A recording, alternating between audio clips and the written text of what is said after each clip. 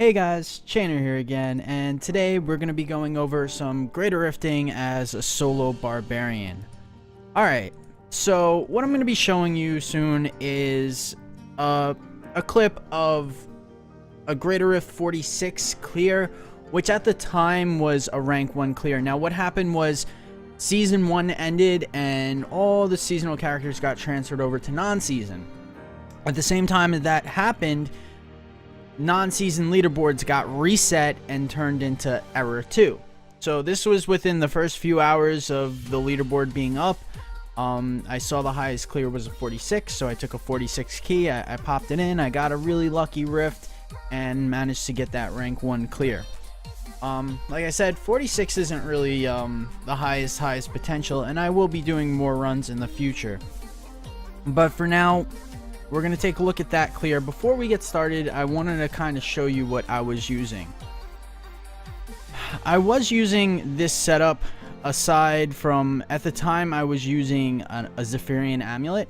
Now, with immunity necklaces, there's Zephyrian, there's Maras, and there's Star, which is fire immune, lightning immune, poison immune. Not in that particular order, but you get what I'm saying.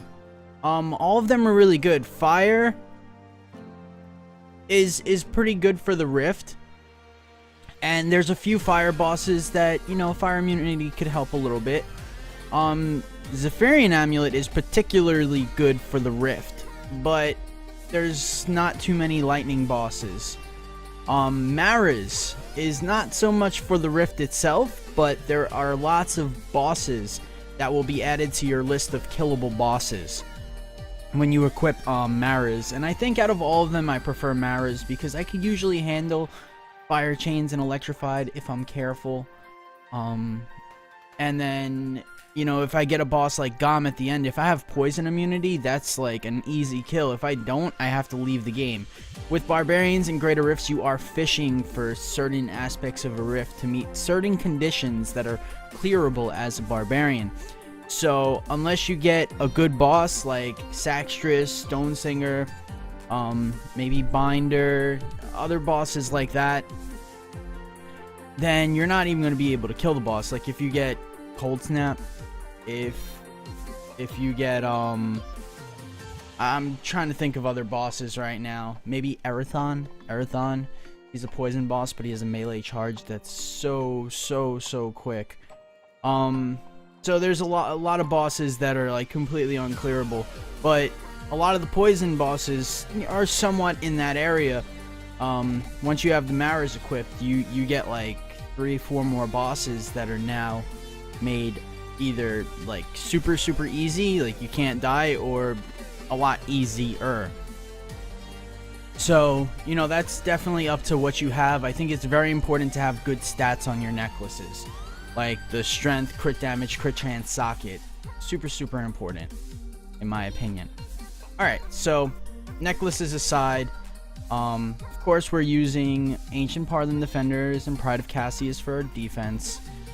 In this build, in this run, I'm using the Ground Stomp variation. Now there's like 2 variations. There's Ground Stomp and there's Frenzy. Frenzy relies on the immunity. Say you're poison immune, you have Frenzy equipped, you get Gom. Now you just sit there, smack Gom with Frenzy, charge whenever it's up, and you have Mirane gem slotted instead of the Toxin gem, so that, you know, and plus you have Bulk Hathos ring instead of Stone of Jordan, so your Bulk Hathos ring is ticking for like 70 mil twice per second, and you got all these Mirane procs, and it's pretty good. But I think the Ground Stomp variation has maybe a little bit higher potential clear.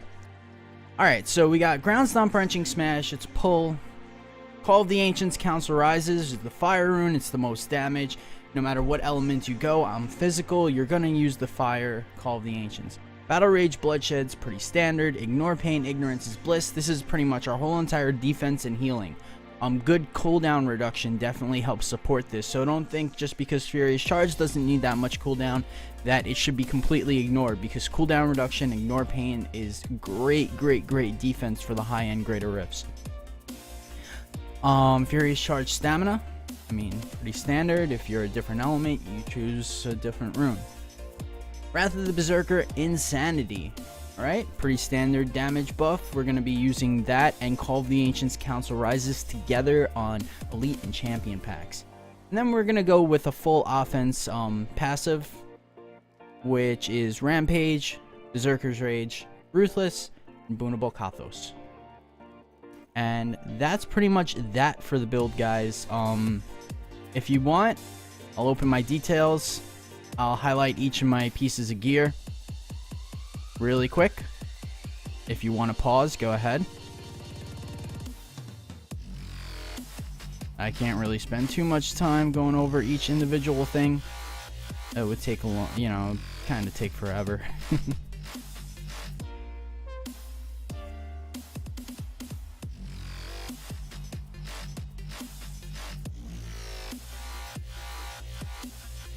Alright, so now let's pull up this video clip.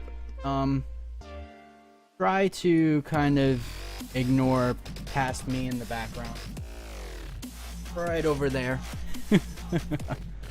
Alright, let's get this clip started.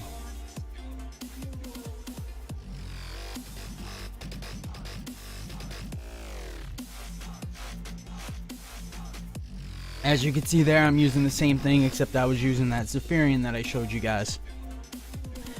So over here, I was lightning immune, but I think from now on, I'm better off going poison immune, at least for like the 49-50 range, because I don't know, just having to fish for like 2 specific bosses kind of sucks. When I could throw on the poison immune and I could fish for like 5 or 6 specific bosses, you know, it's gonna make it less RNG, but as we go higher and higher, things may need to change, and eventually to get your highest potential clear, you need the best possible conditions. And that may require you throwing on a fire immune or a lightning immune and just having to get that one perfect boss. I mean, when we're talking about like high potential clear. Alright, so over here we got Dust Eaters and Unburieds already, and it's just looking amazing because Dust Eaters and Unburieds are worth tons of experience. I mean, experience equals progression in Greater Rifts. And Dust Eaters and Unburieds, for like the health they have and the density they spawn in, give so much progression. You'll see my progression bar just flying up, and that's primarily because of the Dust Eaters. And those are the large-ish red zombies. So as you can see, like, my bar is just flying. And this is what I mean by I got pretty lucky with the Rift.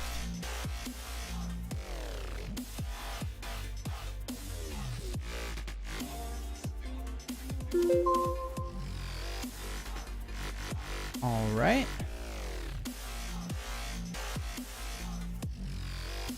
So over here, I mean, with the yellow packs, I mean, you can single target a little better now, but I think it's really best to just grab some more white mobs. You could kind of manually walk mobs over as long as you don't get too far out of range.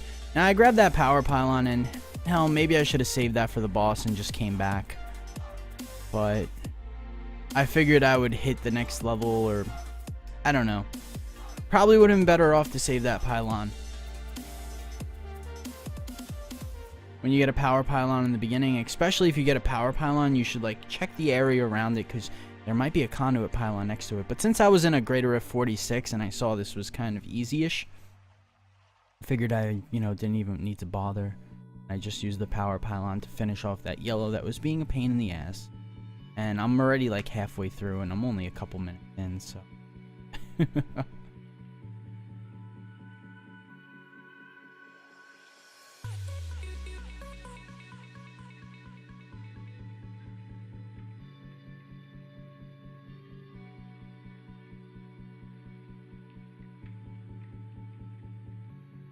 And there's some of the Unburieds with the Dust Eaters, and as you could see, like, there's not much to say here, but these mobs are just worth tons of progression. And that's where the RNG comes in, and the fishing, and, you know, this is a good map type. I have a little bit of room to work with my charge and getting out of bad damage, and the mobs in here just happen to be good density, and they're worth lots of progression points, and this is like one of the reasons between passing and failing a rift. It's pretty silly. It's pretty silly, I gotta admit it. Like, you know, they took out the conduit pylons, instantly killing bosses to reduce the greater rift fishing. And they've actually, I'm just speaking honestly here, they made it worse. They did.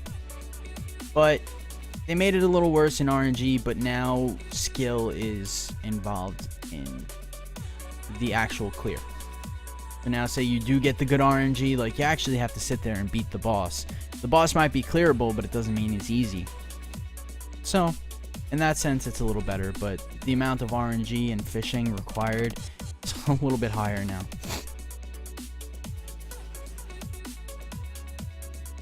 Alright, and here we got that electrified pack. And at this moment, I do have lightning immunity on, so kind of helps. Plus, they're unburied.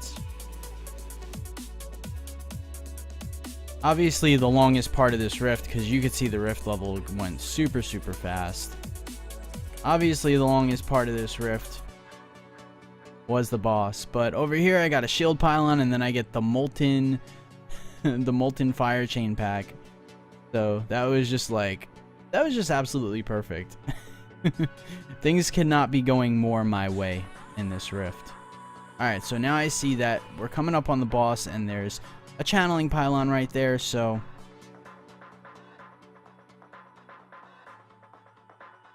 now I did make another mistake here. Okay, so I should have probably saved the channeling pylon for the end, but I thought this was a different boss at first. I didn't really, I thought it was Ember and not the Infernal Maiden. It's the Infernal Maiden. Ember spawns more ads at the end of the fight. I don't know. Silly mistake. But I wind up popping the pylon a little earlier on, I think. As far as I remember. I might wait till my next cooldowns are up. Oh no, it's a channeling pylon, so I pop my cooldowns, I let them go through, and then once my cooldowns, my Wrath and my Coda ended, I caught the pylon and I recasted them so I could get 4 cooldowns in a row, which would have been great for the last 30%. Actually, probably could have popped it for the last 45, 50%. It's hard to tell sometimes. It's hard to like get the most out of your damage using the last 30%. Sometimes you pop it too late and then you don't even wind up getting to use the whole pylon. As you can see over here already, look how much I went through 30% of damage without having the 30% bonus.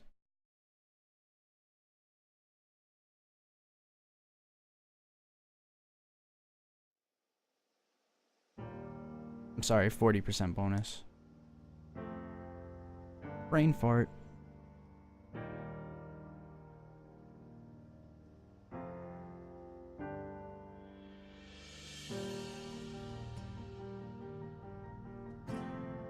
And I am talking about the Ruthless passive.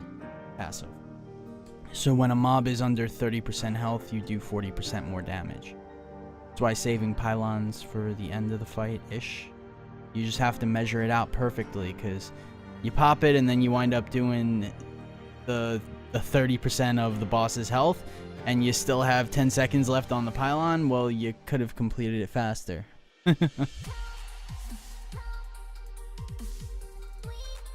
So it takes a really good judgment call.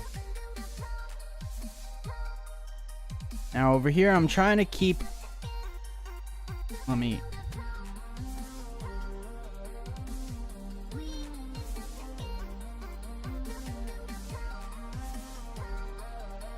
I'm trying to close that little message right there. And it's not letting me. I'm afraid to click it, and then it's gonna restart the video. I've been having problems with this.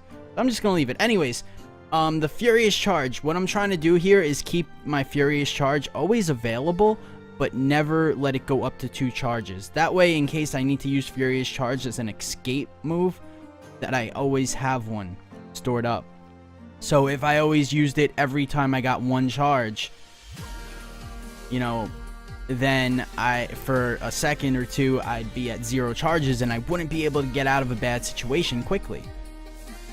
Like right there, I kind of got stuck next to the boss. I wanted to get out of there.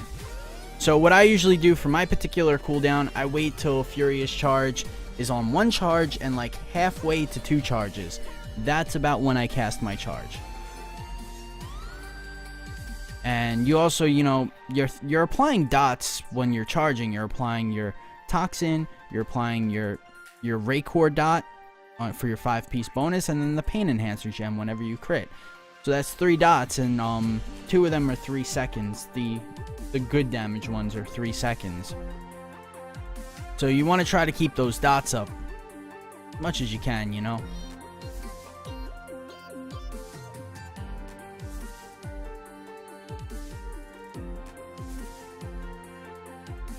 Let's see what past me is thinking back there.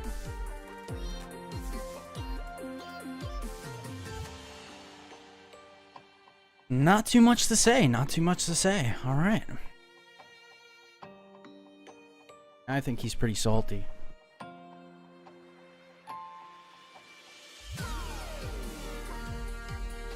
Yep, pretty salty.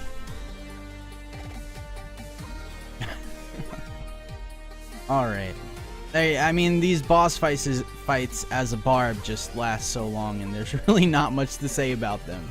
They're kind of a drag, and the higher you go up, the more of a drag they are. I was actually doing some 48s and 49s yesterday, and I did 148 and I missed it by like 10 seconds.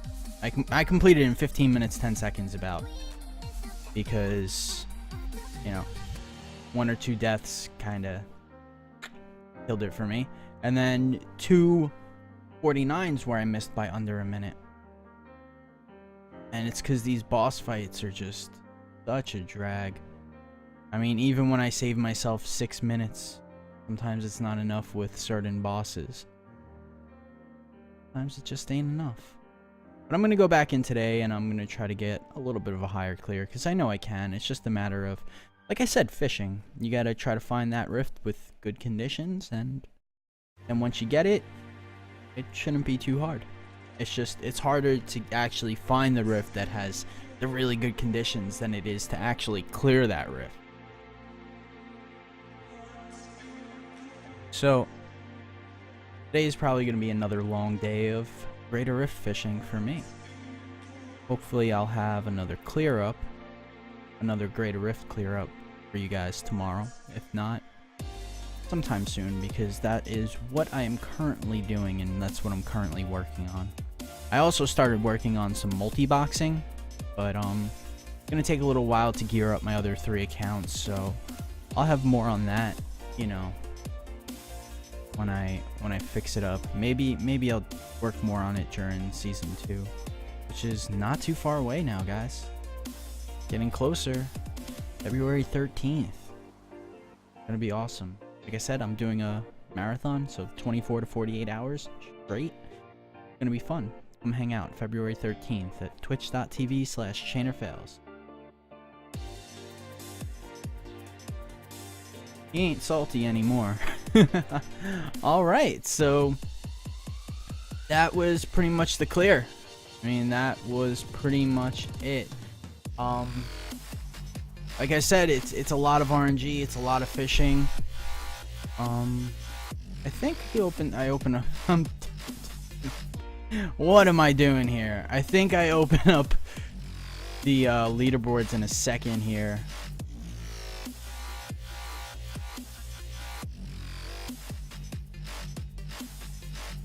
And I'm not there yet. What? Apparently you have to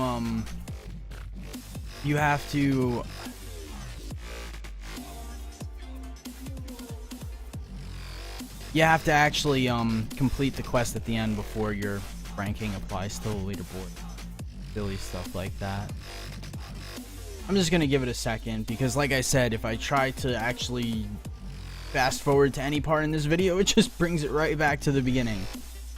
I don't know if that was just a few days ago, or I don't know. I don't want to ruin the video. I have to do it all again. Just give it a second, guys. go.